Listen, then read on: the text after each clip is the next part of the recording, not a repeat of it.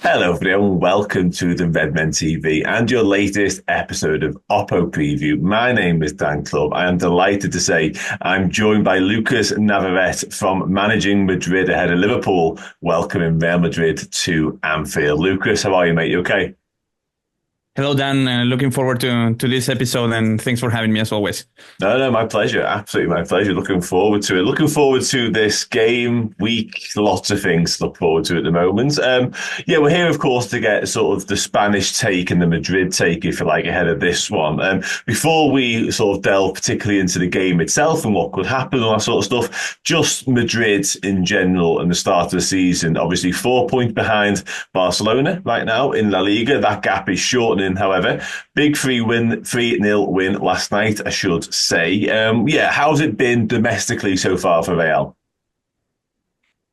It's been disappointing. I mean, there's no other way around it, considering the signing of Mbappe and the big success the team enjoyed last season. We all probably expected a little bit more from Real Madrid so far this season. It's true that they still have one game at hand, so it's not entirely 4 points. Assuming that Real Madrid maybe score a point, if not a win, in that particular game. But yeah, it's been there's no other way around it. It's been disappointing. You look at the standings in the Champions League and the team is struggling. I did not expect Real Madrid to lose El Clásico 4-0 and all that. So it seems that the team is still adjusting. Many injuries, as we will surely discuss later. But it's been disappointing for sure. Yeah, absolutely. Yeah, you mentioned that game in hand there, so that gap could be shortened without a doubt. But I had a quick look at the table, and just the sheer number of goals Barcelona have scored is frightening. Like, they are absolutely banging them in left, right, and centre. So a little bit of ground to make up on, of course, your fiercest rivals, those in Atletico, of course. In the Champions League, you touched on it there. Currently sitting 18th with 2 wins so far. I mean, that is so unexpected. Like, that doesn't happen to Real Madrid, and I guess as well that makes this game this week all the more important, really.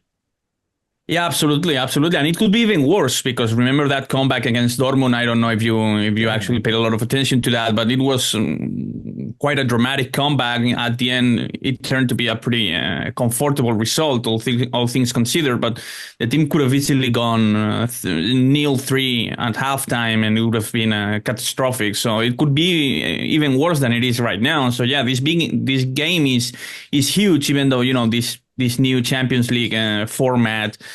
We're all still getting used to it. Maybe the players are even not facing the games with their foot on the gas completely and all that. So it's not a decisive game in the sense that Real Madrid will be eliminated if they lose, but they definitely need to start taking things a little bit more seriously. But doing it against Liverpool at Anfield is not the ideal and the perfect occasion for them to do so. So we'll see what happens.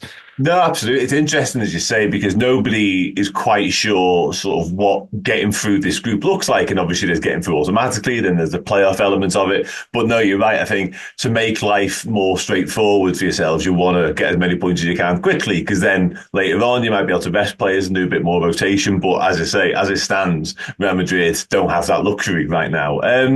You touched on Mbappe earlier on. I've got to ask you, how's that going? Because obviously one of the biggest transfers world football's ever seen, really, although the actual fee didn't exist, but the actual movement of a player, astronomical. And there's been a lot of report, a lot of talk, a lot of discussion ever since, and you will have seen a lot more of it than we have. Real Madrid, Kylian Mbappe, match made in heaven. How's it looking? It was starting to look really well before the hamstring injury he suffered ahead of the Madrid derby against Atletico. He was picking it up, and he was the best player in that game when he suffered the injury against Real Sociedad. Then he suffered this injury. To me, it looked like he came back a little bit earlier than he should have, and started struggling a lot after that.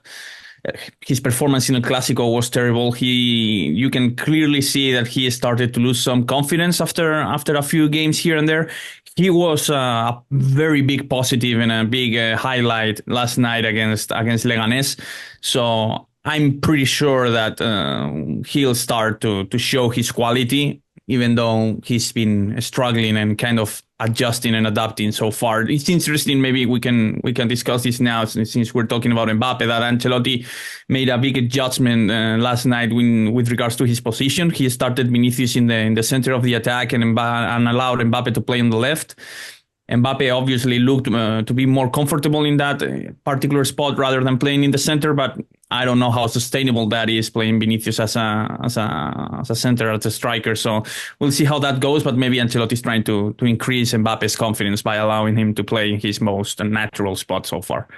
Yeah, that's really interesting. That was on the main talking point, really, wasn't it? When it comes, obviously, Vinicius Junior, exceptional footballer that he is, Kylian Mbappe likewise, but they both prefer to play in the same position. So how do you accommodate the two of them? And clearly Ancelotti last night has found a way, but it might not be the way that suits Vinny as well. So yeah, really interesting in that. And it'll be interesting to see whether that's what happens moving forwards as well. On the injury front, Thibaut Courtois back. That's a major positive for Real Madrid, major positive. We'll still missing Militao, Alaba, obviously Dani Carvajal. There's doubts over Tchouaméni, Vasquez, Rodrigo. There's a lot of doubt still in that Real Madrid squad.